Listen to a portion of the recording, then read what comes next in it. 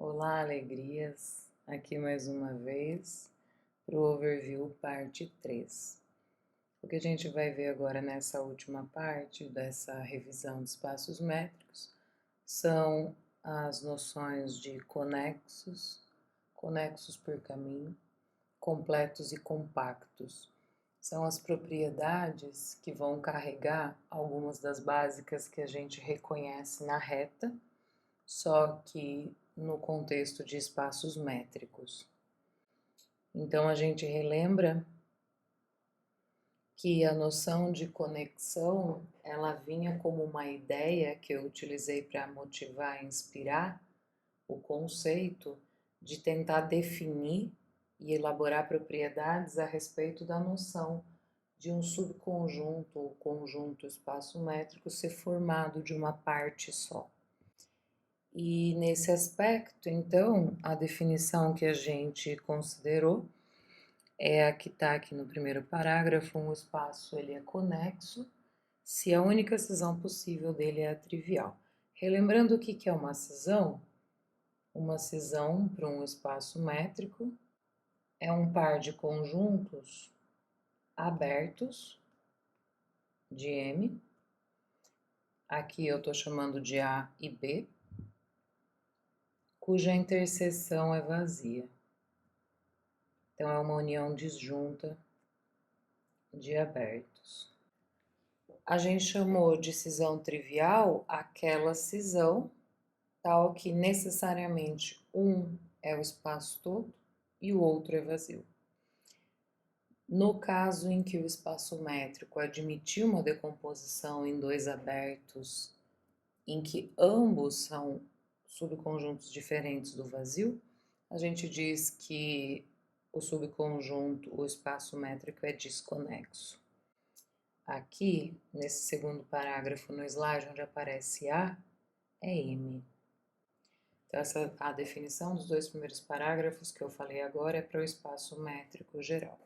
Quando a gente vai para um subconjunto do espaço métrico, que agora sim é o conteúdo desse terceiro parágrafo, a gente define ele como conexo se quando a gente olhar para ele como subespaço métrico, ou seja, ele com a métrica originalmente induzida, de M para o subconjunto A, esse cara for um conexo segundo a definição que a gente acabou de comentar. Ou seja, a única cisão possível é a trivial. A trivial aonde? No subespaço. O que significa isso? Significa que se o A for escrito como dois abertos em A com a métrica induzida, então isso significa que o A1 é um aberto do espaço métrico M interseção o subconjunto A, e o A2, por sua vez, é um subconjunto aberto, que eu vou chamar de B2, interseção o subconjunto A. Então, isso significa que caso esse subconjunto seja conexo, que esta cisão B interseção A, B1 interseção A, B2 interseção A, para toda cisão dessa, necessariamente tem que ser a trivial. Ou seja, a interseção B1 com A é vazia ou a B2 com A é vazia, é isso que a gente consegue garantir. Para a gente ilustrar o conceito, a gente passou por esses exemplos que são os básicos a respeito de subconjuntos de subespaços da reta com a métrica usual. Então, um que não é difícil ver, que é desconexo, é a reta menos a origem, porque naturalmente isso está escrito como semi-eixo negativo, sem o zero, união com o semi-eixo positivo sem o zero, são dois abertos e são disjuntos. E claramente ambos são diferentes do vazio. A gente fez uma construção semelhante, mas daí usando a noção de subespaço métrico para Q e para Z, construindo dois abertos disjuntos, utilizando os abertos da reta construídos como intervalos com limite superior, com o supremo sendo um irracional, por exemplo. A gente mostrou que a reta com a métrica usual é conexa. Essa foi uma construção feita. Tem a demonstração nos slides da aula que se refere a que eu omiti ela. Antes de tratar de mais exemplo, a gente trabalhou as propriedades de conexo e viu que um espaço métrico ser conexo é equivalente a que os únicos subconjuntos que são abertos e fechados ao mesmo tempo desse espaço métrico é o espaço todo e o vazio. A gente já tinha visto lá na parte de abertos e fechados que o espaço todo e o vazio sempre são abertos e fechados, mas agora está sendo dito que no caso de que X é conexo, esses são os únicos que são abertos e fechados. A demonstração ela está aqui nos slides para ser lida de novo. Bom, outra proposição trazendo propriedades a respeito de conexos que a gente viu, e que daí já é a primeira proposição que está relacionada com a conexão ser um invariante topológico, ou seja, uma propriedade preservada por homeomorfismo, é que a imagem de conjunto conexo por aplicação contínua é conexo, o fecho de conjunto conexo também é conexo, e ainda a união de conexo é conexo se a interseção desses dois caras for diferente de vazio. Mas geralmente a gente fez em sala que a união qualquer de conexos, que eu estou aqui chamando de ser lambda para lambda pertencente a um conjunto de índices ômega, é conexo se a interseção dessa família for não vazia. Como consequência da proposição anterior, que a imagem de conexo é conexo por uma aplicação contínua, se a gente considerar um homeomorfismo de um espaço métrico M em N, então o item 1 desse corolário diz pra gente que se o M for conexo, o homeomorfismo é sobrejetor, o N é a imagem desse cara, ele é um conexo. E além disso, se o N for conexo, como F é um homeomorfismo, a gente tem a continuidade da aplicação inversa, e nesse caso, o M é a imagem do N pela aplicação inversa. Então, o M é conexo. Então, no caso de ter um homeo entre M e N, M é conexo, C só C, o N é conexo. A propriedade 2 da proposição anterior colaborava para a gente mostrar, replicando as ideias, que qualquer coisa entre um conexo e o fecho desse conexo também é um conexo. E a propriedade 3 da proposição auxiliava a gente a mostrar que o produto cartesiano de espaço métrico é conexo, C e só C, cada um deles é conexo. Saindo da hipótese de que M cartesiano M é conexo, a gente garante que o M é conexo e o N também é conexo, porque o M ele é a imagem pela projeção na primeira coordenada do produto cartesiano que a gente está assumindo como conexo. A projeção na primeira coordenada, a gente mostrou lá atrás que essa é uma aplicação que é lipschitziana, então é uma aplicação contínua. E aí a gente aplica o resultado da proposição.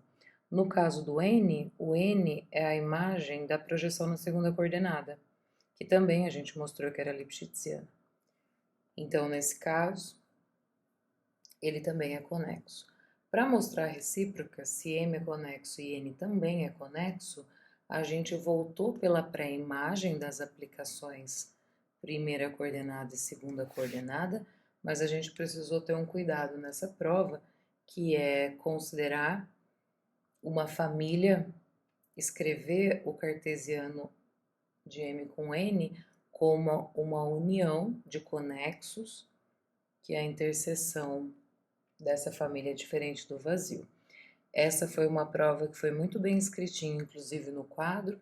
Eu aconselho daí a pegar com quem copiou a demonstração. Como exemplos que a gente consegue tirar de outros subconjuntos conexos dessas propriedades que foram provadas é que a circunferência no R2, que aqui está sendo denotada por S1, menos um ponto, e aqui é o polo norte,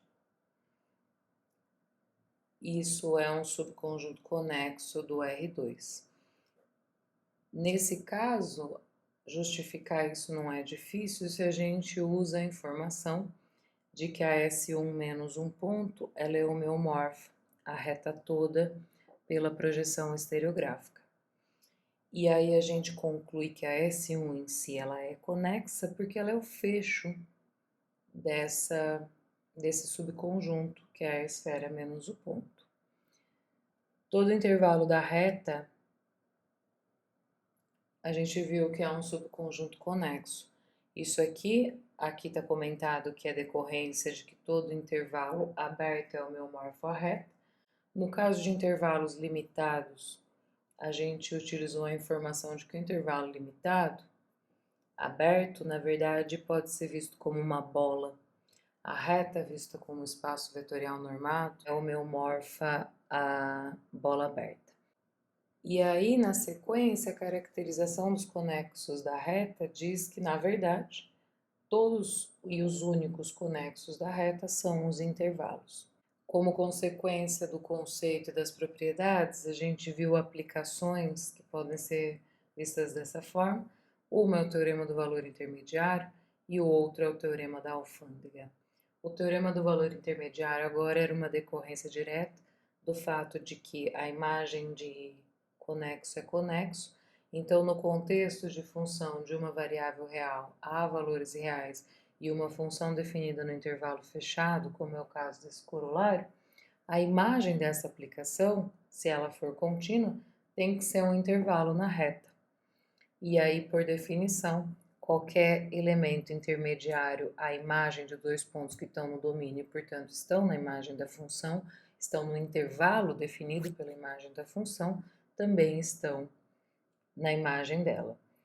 Bom, e o teorema da alfândega, que diz que se a gente está com dois subconjuntos de um espaço métrico, se um deles é conexo, que toca o x e o complementar do x, ele tem que necessariamente tocar a fronteira do x. Uma classe importante de conexos que a gente viu são os conexos por caminho. Para definir esse conceito, a gente precisa da noção de caminho, que aparece aqui. Um caminho em M nada mais é do que uma função com domínio intervalo fechado 0, 1, assumindo pontos em M, e quando o ponto inicial coincidir com o final, ou seja, f de 0 é igual a 1, f de 1, então a gente diz que esse caminho é fechado. Em alguns lugares é chamado laço. Dados dois caminhos no espaço métrico, aqui esse exemplo traz o que é o caminho justaposto. Para que isso faça sentido, dado um caminho ligando um ponto A, que eu vou chamar de f de 0, ligando um ponto B, chamado f de 1, para que a gente consiga definir o justaposto, o caminho final desse cara deve ser o inicial de outro, que aqui eu estou chamando de G. Então, se a gente tem dois caminhos F e G, tal que o ponto final do caminho F é o ponto inicial de G, ou seja, f de 1 é igual a G de 0, então a gente tem bem definido o caminho justaposto de F por G. Como que isso é feito? A gente define metade do caminho para T entre 0 e meio. Esse novo caminho assume o valor da F em 2T. E na segunda metade do caminho, o caminho justaposto, ele assume a imagem da G no 2T menos 1. Ficou como exercício para vocês mostrarem que esse caminho justaposto de fato é um caminho, ou seja, é uma aplicação contínua do intervalo fechado 0,1 a M. E aqui a dica que ficou para mostrar que essa aplicação é contínua era o seguinte: para todo ponto diferente do ponto meio, essa aplicação H ela é contínua nesse ponto. simplesmente porque ela é a composição de função contínua. Na primeira, no intervalo de 0 a meio, é f de 2t. Então, é a composição da f com uma dilatação 2t do intervalo 0, 1. E a g, por sua vez, é a composição da g de 2t K-1, que é uma dilatação e uma translação. Então, o ponto-chave que poderia oferecer possivelmente um candidato à descontinuidade é quando t é igual a meio, e garantir que toda a sequência de pontos no intervalo meio convergindo para meio é tal que a H converge para a imagem desse ponto. Isso é justamente devido à forma como a gente definiu e que no t igual a meio o ponto f de 2t e g de 2t a menos 1 coincide. Independente se a gente está falando de caminho fechado ou não, essa relação de existir um caminho entre dois pontos no espaço métrico é uma relação que ela é reflexiva, a gente mostrou isso em sala, ou seja, qualquer ponto é equivalente a ele mesmo no aspecto de que existe um caminho cujo ponto inicial é esse cara e o ponto final é ele. Como que a gente faz? A gente define o caminho constante, que a gente já viu que a aplicação constante é uma aplicação contínua. Então, para todo x definindo f saindo do intervalo fechado 0, 1 ao espaço métrico m como sendo f de t igual a x, para x arbitrário no espaço métrico, essa aplicação é constante, é contínua. Isso mostra que o ponto está relacionado com ele mesmo. Além disso, essa propriedade também ela é simétrica, e se tem um caminho conectando x a y, então existe um caminho que vai de y a x. O que a gente fez aqui foi fazer uma inversão de como andava sobre o intervalo para definir qual era esse caminho. X a y, ou seja, tal que no 0 isso é x e no 1 isso é y.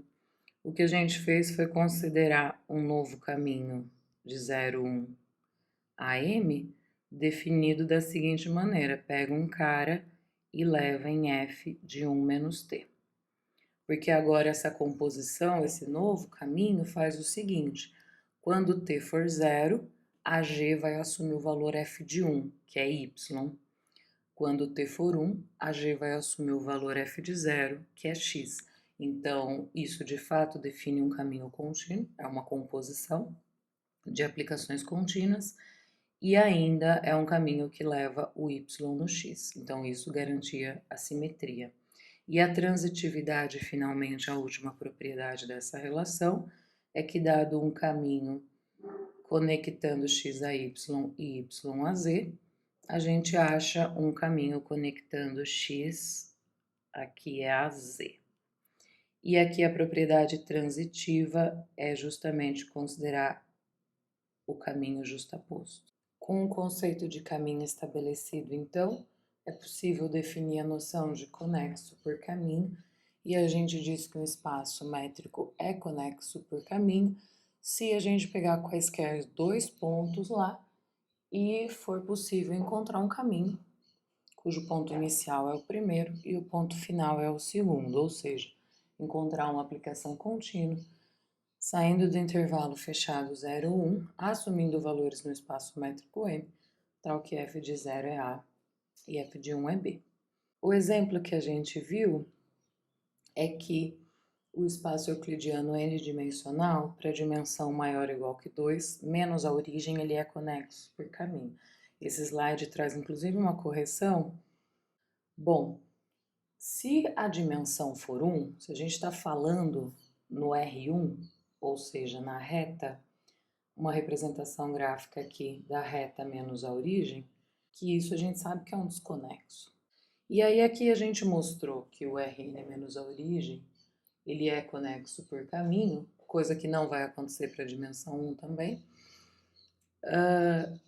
garantindo, na verdade, que quaisquer dois pontos podem ser podem ser conectados por um segmento ou por dois segmentos.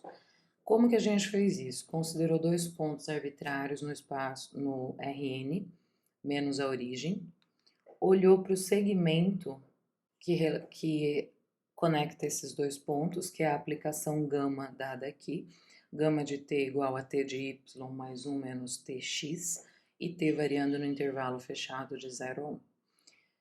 Se a origem não é um ponto desse segmento, então é claro que esse é um caminho que conecta esses dois pontos e isso garante, portanto, que eles estão ligados por um caminho.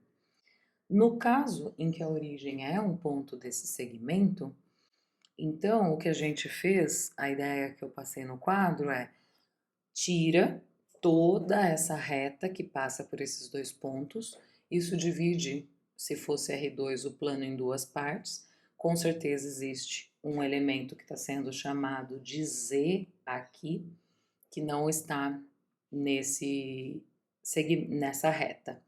Fazendo isso, então, e a representação eu vou colocar aqui em cima, se o x está aqui e o y está aqui, o segmento continha a origem, agora eu estou considerando, tirei toda a reta e estou considerando um cara Z fora. Aqui eu estou representando no terceiro quadrante, poderia ser no primeiro, de acordo com a ilustração que eu fiz, tanto faz.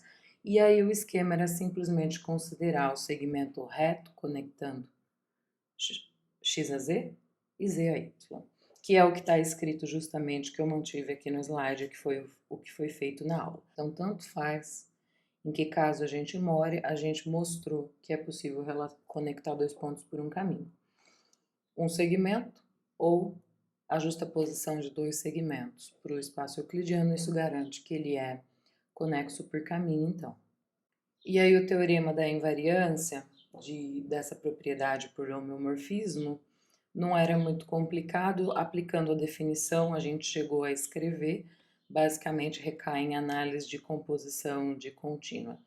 Então, se a gente tem um homeomorfismo de um espaço métrico em outro, o domínio é conexo por caminhos C e só C, a imagem, o N, é conexo por caminhos. Aqui eu aponto que tem uma forma alternativa de fazer não a demonstração que eu apresentei em sala, mas como corolário do exercício da lista 6. E aí, finalmente, a gente mostrou, essa demonstração era um pouco mais construtiva, mas foi feita com detalhes, que todo espaço métrico que é conexo por caminho, ele é conexo. Porque então, de certa forma, parece uma coisa prática, né? A priori, checar a conexão por caminho de espaços, essa é uma propriedade importante. Tendo essa informação agora, a gente conclui que o espaço Rn menos a origem é conexo. Uma informação que a gente não tinha das construções feitas até antes desse ponto. E que a recíproca ela é falsa, o fato de um conjunto ser conexo não significa que ele é conexo por caminhos.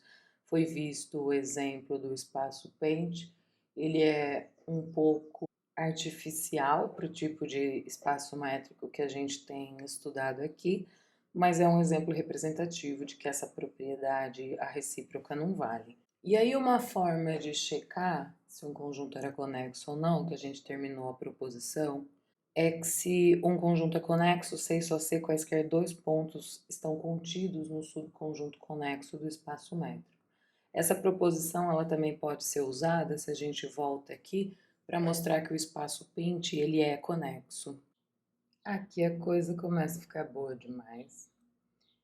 A noção de completo está intimamente relacionada ao conceito de sequências, principalmente as sequências de Cauchy, em espaços métricos. Então, assim como o caso e a definição de sequências regular que a gente vê em cálculo, a gente consegue definir sequência num espaço métrico através da noção de uma função definida nos números naturais, como o subespaço métrico da reta, a valores no espaço métrico, que aqui está sendo denotado de x, e aí a gente tem a definição do que é sequência em um espaço métrico. Com isso, a gente taxou o que é, então, uma sequência de Cauchy. Uma sequência de Cauchy é aquela que satisfaz a propriedade que, para tempo suficientemente grande, os termos ficam arbitrariamente próximos. Formalmente, o que isso significa? Que, dado qualquer epsilon positivo, vai existir um n0, um índice tal qual a distância ρ de xn a xm, dois elementos da sequência, é menor do que ε para quaisquer dois n e m maiores ou iguais que esse n0 que existe. Aqui na nota de rodapé tem a observação de que a definição de sequência de Cauchy diz que à medida que m e n vão para infinito, a distância entre xm e xm vai a zero. Propriedades importantíssimas que a gente viu associadas a esse conceito, que depois são fortemente utilizadas para a obtenção de outros resultados e no estudo de compacidade, é que toda subsequência de Cauchy é de Cauchy. Essa aqui eu pedi que se fizesse esse exercício porque conceitualmente é fácil, teoricamente é fácil, para a prática da escrita, que toda sequência convergente é de Cauchy. Nós fizemos no quadro também, não é teoricamente difícil. E uma sequência de Cauchy pode não ser convergente. Eu imagino que nesse ponto não houve dúvidas, isso caiu em alguma avaliação anterior e foi unânime a vocês saberem construir um subespaço métrico, simplesmente usando já as ideias de convergência de sequência na reta, se apoderando desse espaço métrico que é nosso exemplo clássico, a reta com o módulo, e que não é convergente nesse subespaço. Então, por exemplo, bastava considerar o intervalo aberto 0,1, esse aqui foi um exemplo meio canônico que eu dei, e a sequência 1 sobre n nesse espaço. Se a gente olha para essa sequência na reta, a propriedade arquimediana da reta permite provar que essa sequência ela converge para zero, e a unicidade do limite diz que esse é o único cara que isso pode acontecer. Quando a gente está com o espaço métrico, o fato disso aqui ser de Cauchy na reta é a mesma técnica para mostrar que é de Cauchy aqui. Então a gente pode assumir que é de Cauchy aqui. Se essa sequência ela fosse convergente em M, então nesse caso o limite que é único deveria ser o zero, estar ali, mas não está. Logo, ela não converge ali, é de Cauchy, e mostra então que essa propriedade 3 é verdadeira. Toda sequência de Cauchy é limitada, essa é bonitinha, a gente fez no quadro, não é difícil teoricamente também. Nem toda limitada é de Cauchy. Exemplo clássico e simples, menos 1 elevado a n. Sequência de Cauchy, uma sequência de Cauchy que possui uma subsequência convergente é convergente. Essa tinha um trabalhinho um pouquinho maior para fazer a prova formal, mas também foi feito no quadro. E a definição de completude é aquele universo métrico que a gente quer morar. A gente diz que um subconjunto de um espaço métrico é completo se toda subsequência de Cauchy é convergente. Intuitivamente, se toda sequência que tem um comportamento de que seus elementos ficam arbitrariamente próximos para índices arbitrariamente grandes, isso necessariamente tem que chegar em algum lugar, tem que convergir para algum ponto do espaço. Aqui a definição formal. Toda sequência xn que é de Cauchy tem que existir um elemento do subconjunto E de tal forma de que xn converge para x quando n tende para infinito, aqui segundo a métrica do subespaço com a métrica induzida de x, que lá atrás eu indexei com o subconjunto embaixo. O grande exemplo, a reta é completa, levando em consideração as propriedades que a gente estabeleceu agora, não ficou difícil verificar e eu mantive a prova dessa propriedade aqui. Outros exemplos que a gente viu, massageando um pouco o conceito, é que um espaço, um subconjunto diferente do vazio com a métrica discreta, ele é sempre completo. Esse aqui tem exercícios na lista relacionado, que um deles é justamente que quando a gente considera uma sequência de Cauchy nesse contexto, num espaço métrico discreto, então essa sequência de Cauchy necessariamente é a constante a partir de algum tempo. Então é claro que será convergente. Essa propriedade é decorrência desse exercício também. O 2, que Rn com a norma P é completo, lembra que a norma P é a raiz pésima da soma de 1 até n das entradas xi elevado a p do vetor x, escrito como x1, xn. A gente comentou como garantir que Q não é completo, com a métrica induzida.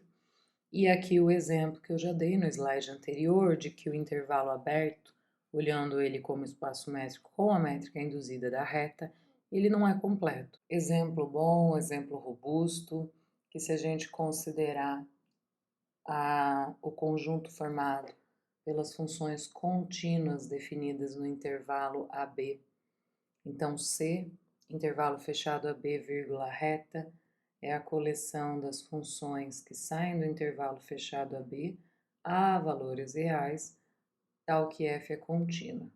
A gente viu que isso é um espaço vetorial e a gente mune da norma que aqui está indexada como norma infinita, que eu estou colocando como máximo da função no intervalo fechado. É o supremo, mas aqui eu já estou assumindo que no contexto de função definido no intervalo a valor real, esse resultado é conhecido do cálculo. Mas geralmente, nesse momento, foi definido o que é um espaço de Banach, já que esse é um caso particular.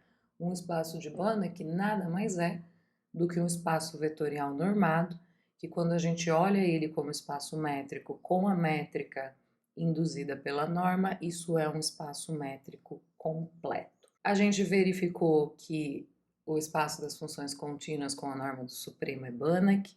Deixo a prova aqui de novo para leitura, mas vou passar mais vagarosamente com vocês para o próximo exemplo, que é análogo a esse.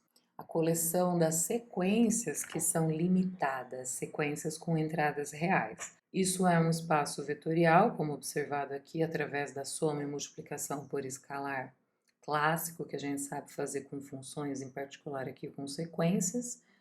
E a norma infinito, a gente mostrou que isso era a norma, é dada justamente pelo supremo da entrada. Esse espaço é Banach, quem não fez esse exercício compensa fazer, que é uma generalização muito boa da completude da reta para um espaço que não é finito dimensional.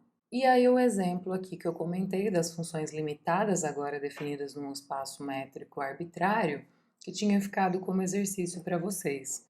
Simulando as ideias que a gente desenvolveu lá para funções contínuas, agora a gente pode definir o que é o B de xr, onde x é o conjunto que é determinado por um par métrico x-ρ.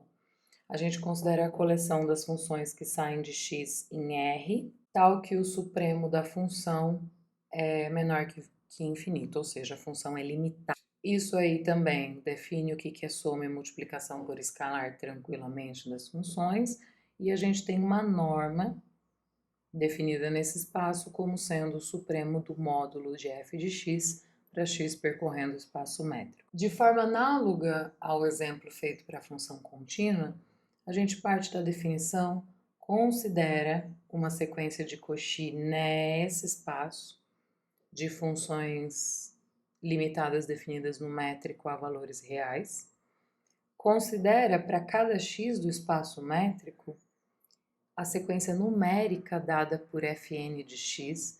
Isso é uma sequência real, porque a nossa coleção de funções está assumindo valores na reta. E assim como no caso das funções contínuas, quando a gente olha aqui para o módulo da diferença de dois elementos da sequência fn de x para fm de x, isso é menor ou igual que o supremo do módulo desses valores percorrendo todo o x.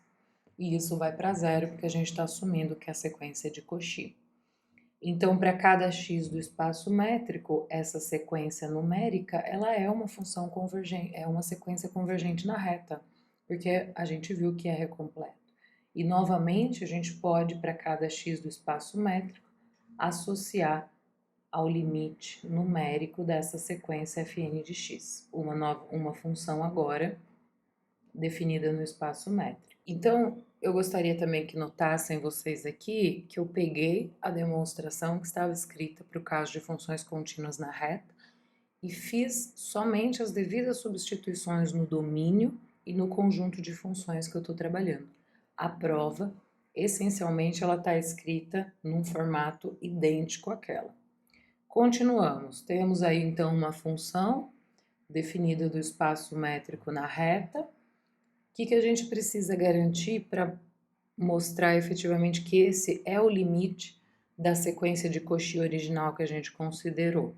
Ora, que é um elemento do espaço métrico que a gente está trabalhando, ou seja, pertence a B de xr, é uma função limitada, e que, além disso, a sequência converge para f, ou seja, a distância, a norma da diferença, a norma do supremo, de Fn para f vai para zero. Bom, mas o fato da sequência ser de Cauchy, a gente se utiliza da definição para, dado ε sobre 3 positivo, garantir que existe um tempo n0 a partir do qual fn de x menos fm de x, que é limitado superiormente pela norma do sup, tudo isso fica estritamente menor do que ε sobre 3 para qualquer x do espaço métrico. Essa afirmação ela é importante, porque agora, se a gente deixa fixado o m ou o n, tanto faz aqui, vamos fixar o n, e deixa o m ir para infinito, essa desigualdade garante para a gente que a norma de f de x, fn de x, menos f de x, é menor ou igual que ε sobre 3. Na passagem do limite, a gente ganha o menor ou igual, que é o que vem para o segundo parágrafo desse slide. E isso também a gente não perdeu a arbitrariedade no x, tá? Então, ganhamos essa informação, eu vou deixar isso aqui como equação 2. Aqui há a informação de que isso mostra 2i. 2i era para a gente garantir a convergência da função no espaço. Isso só pode ser feito se a gente sabe que essa função limite, essa f, ela é limitada. Então, note que nesse slide isso foi assumido. Para a gente terminar o argumento, então a gente tem que garantir que essa função ela realmente é limitada. Vamos para lá, o próximo slide. Se a gente considera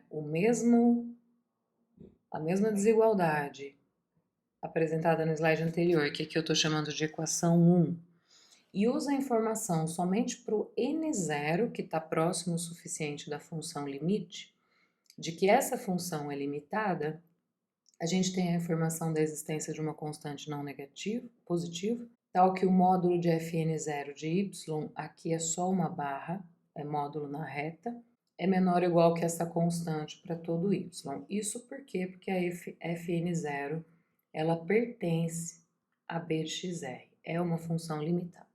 Então, quando a gente pega aquela desigualdade 1, que está dizendo para a gente que f de x menos fn0 de x é menor ou igual que ε sobre 3 para todo x em x, estou copiando aqui a conclusão já do slide anterior, a gente pode usar a desigualdade triangular aqui, partindo de f de x, somando e subtraindo fn0, para ganhar aqui a componente que a gente tem estimada por ε sobre 3, mais o módulo de fn0, que a gente sabe que é limitado pelo c0, porque a fn0 é limitada.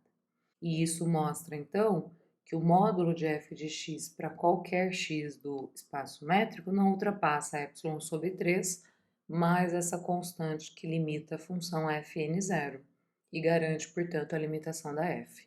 Eu vou passar rapidamente só para relembrar que a gente comentou sobre imersão isométrica.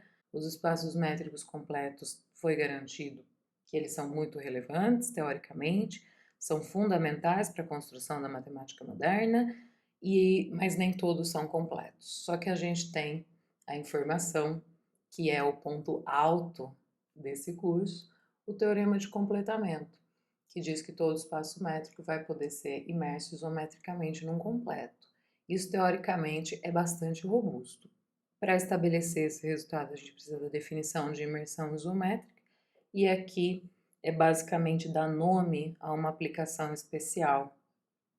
Então, uma imersão isométrica é uma função de um espaço métrico x-ρ num espaço métrico xd, de tal maneira que a distância é preservada, ou seja, a distância da imagem de dois pontos é a distância dos dois pontos. No caso em que a imersão isométrica ela é sobrejetora, a gente diz que isso é uma isometria entre os espaços.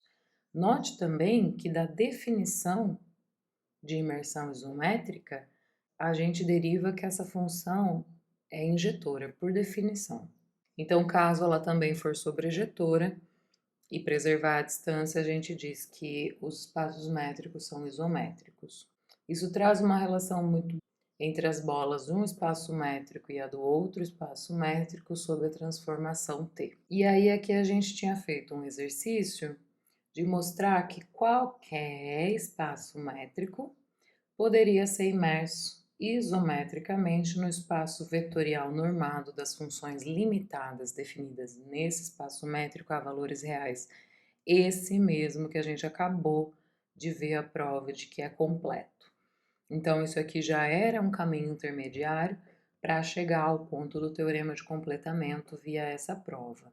A demonstração está aqui para quem quiser reler, pelo menos o sketch dela. E aí, finalmente, a noção de completamento formalizada. O que significava um completamento de um espaço métrico? Dado um espaço métrico, a gente chama de completamento dele um par formado por um outro espaço métrico, que é completo, e uma imersão isométrica que associa esses dois espaços métricos de forma tal que a imagem da imersão é densa no espaço métrico completo. Esse lema maravilhoso que a prova foi colocada no grupo ontem à noite, que a gente se utiliza dele, estender continuamente uma função para um fecho de um subconjunto, uma função definida a valores no espaço métrico completo, para mostrar então o teorema de completamento, de que todo espaço métrico admite um único completamento. Como que isso é feito agora? Simplesmente considerando a imersão isométrica que a gente tem do espaço métrico x-ρ no espaço das funções limitadas de x a valores reais com a norma do supremo. A gente mostrou que o fecho da aplicação que faz essa relação, que é a do slide anterior, realmente é o espaço todo, é denso, e ficou verificar a unicidade, na verdade, desse completamento, que daí é feito por composição de isometria. Eu deixei nos slides a prova que está escrita aqui bonitinha para vocês consultarem. Como aplicação daí, a gente viu a noção de contração, que nada mais é do que uma aplicação de um espaço métrico nele mesmo, que é Lipschitziana com constante Lipschitz estritamente menor do que 1. A noção de contração foi aplicada para demonstrar o princípio de contração de Banach, que foi motivado e inspirado como bastante importante para a obtenção de alguns resultados básicos, como existência e unicidade de equações diferenciais ordinárias. E o teorema diz que se a gente está com um espaço métrico completo e uma contração definida nele, existe um único ponto fixo dessa aplicação, ou seja, um ponto tal que a imagem dele é ele mesmo. A demonstração eu omiti aqui, mas está lá na aula, na da respectiva aula. A gente simplesmente aplicava a definição de contração iteradamente para conseguir derivar uma sequência geométrica como estimativa superior para a distância de dois pontos arbitrários do espaço métrico.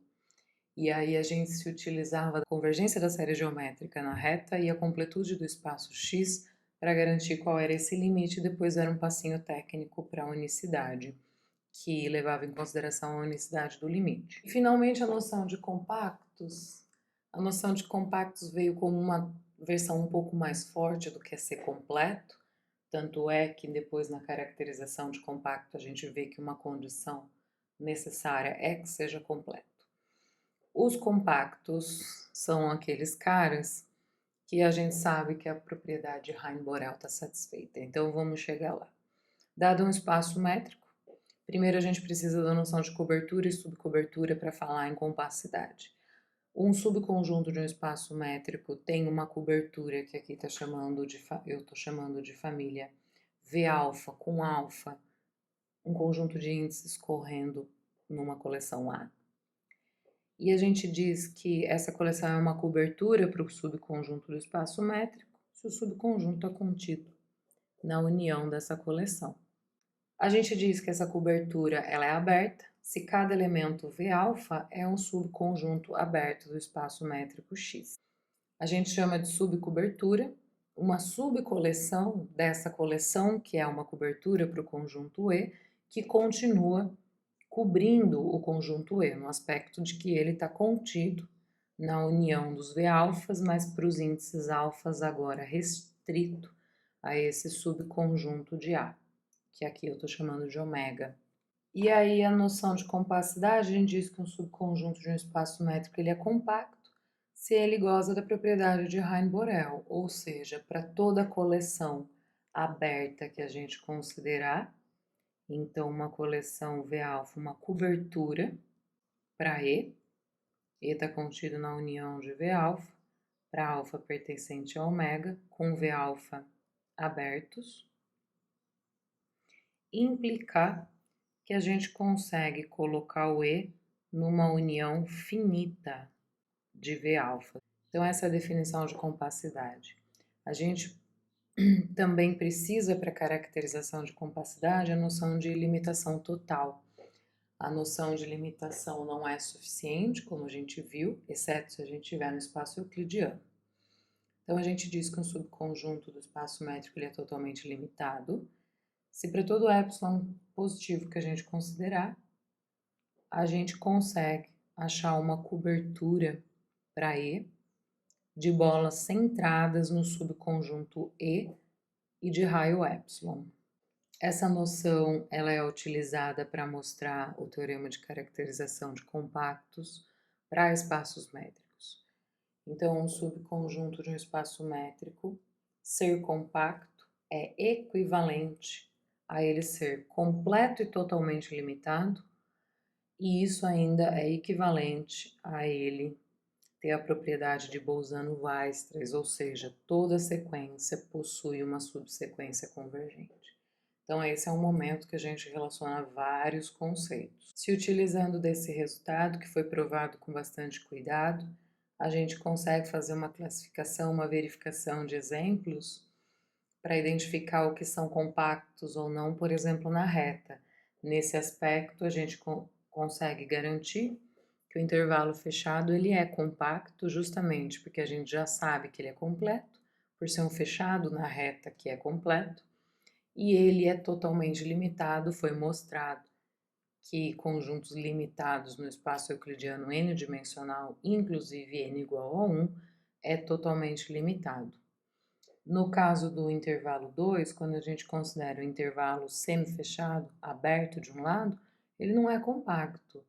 E a gente garante isso tranquilamente pela caracterização anterior, porque ele não é completo. O exercício 3, que é o que está na lista, mostrar que com um subconjunto diferente do vazio munido da métrica discreta, ele é compacto único exclusivamente se ele for finito. Porque caso ele não seja infinito, a gente viu que a propriedade da limitação total não vai estar satisfeita se a gente considerar qualquer epsilon estritamente menor do que 1 para tentar verificar a definição de limitação total. E, finalmente, um exemplo muito importante da parte de compactidade é que a esfera unitária no L infinito, a coleção das sequências limitadas, isso aí não é compacta. A gente viu agora há pouco que o L infinito com a métrica infinito é um espaço de Banach, é um espaço completo, mas ele também não será totalmente limitado, porque ele tem um subconjunto que não é totalmente limitado, que é a esfera unitária. Já no caso do espaço euclidiano, a situação da compactidade ela fica um pouco mais, parece que intuitiva, né? Quando a gente tem um subconjunto no espaço euclidiano, ele é compacto, C só C, ele é fechado e limitado. E esse resultado decorre agora, trivialmente, das propriedades que a gente viu, porque a gente sabe que o espaço n-dimensional ele é completo, então qualquer fechado nele, na verdade é C e só C, né? É completo, fechado C e só C, completo, E a limitação é equivalente à limitação total aqui, que foi o leminha, o exercício que foi feito em sala. Além disso, a gente finaliza com o teorema da invariância por compacidade sob a imagem de função contínua. Se a gente está com dois espaços x e m e uma aplicação contínua de x em m que é sobrejetora, se o x é compacto, então o m é compacto. E aí uma propriedade que a gente viu decorrência desse fato é que se a gente está com uma função entre dois compactos, que ela é contínua e inversível, então a gente tem a informação de que isso é um homeomorfismo. Até agora a gente não tinha ferramentas muito robustas para estudar a respeito da continuidade de inversão de funções, mas agora estando num ambiente onde a gente tem dois compactos sendo relacionados por essa função inversível contínua, a gente tem a garantia de que isso é um hômeo. Como aplicação disso, agora a gente acabou vendo um teorema que já foi utilizado aqui no contexto de função real, que se a gente tem uma função contínua definida num compacto, um espaço métrico compacto a valores reais, então existe mínimo e o máximo dessa função. O ínf é assumido e o supremo é assumido. E isso agora se torna uma consequência de que a imagem de compacto por aplicação contínua é compacto. O teorema que eu acabei de passar no slide, ele é feito para quando a função é sobrejetora, mas tem um corolário desse resultado que elenca como que fica esse teorema para subespaço. Vale a pena olhar porque é esse que está sendo aplicado nesse resultado. E finalmente, um corolário interessantíssimo que a gente derivou dessa propriedade agora é aquela tão querida propriedade que algumas pessoas se utilizaram dela já lá na prova 1, que quando a gente fala para a distância entre conjunto, se um deles for compacto, a gente tem a garantia de que existe um ponto nesse conjunto compacto que realiza a distância entre os conjuntos através da distância ponto a conjunto. A demonstração também está escrita, eu não deixei aqui nesse slide, mas está no da aula. O que a gente fez foi construir uma função auxiliar, que era contínua, dada em função da diferença da distância, e estudar justamente o fato de, usando o resultado anterior, que essa função assume o mínimo, que é zero nesse caso, compensa visitar a prova de novo. E finalmente, se a gente está com uma função definida num compacto que é contínua, a gente deriva que essa função é uniformemente contínua. Eu comentei com vocês que essa propriedade, continuidade mais forte sobre terrenos onde a gente tem a estrutura da compacidade disponível. Essa prova se utiliza da existência do número de Lebesgue, que foi provado implicitamente na demonstração do teorema de caracterização de compacto. Com isso, é com bastante alegria que eu finalizo uma passagem e revisão rápida do que foram os conceitos trabalhados no nosso curso e a forma como isso foi construído, trazendo, claro, um ou outro elemento um pouco diferenciado do que foi feito na aula e não sendo exaustivamente repetitiva com aqueles que já tinham sido feitos, levando em consideração o tempo disponível para isso.